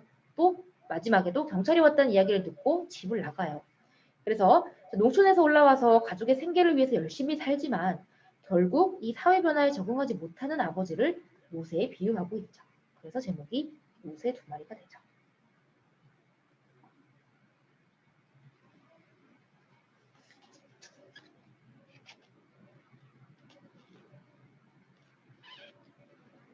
자, 이렇게 정리를 하시면 되고요. 그 다음에 자, 오늘도 숙제는 여기 몇 쪽이냐?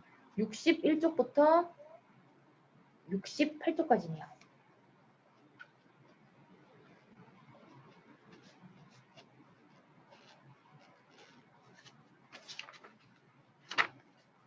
다음 주까지 풀어서 오시면 되고요. 그 다음에 선생님이 노새 두 마리 프린트를 안 줬죠. 요거 그 카톡방에 올려줄 테니까 그것도 다음 주까지 풀어오세요. 근데 지금 시간이 남았으니까 그럼 요거 지금부터 여기 푸세요. 61쪽부터 카톡방에 노새 두 마리 프린트 올려줄게요.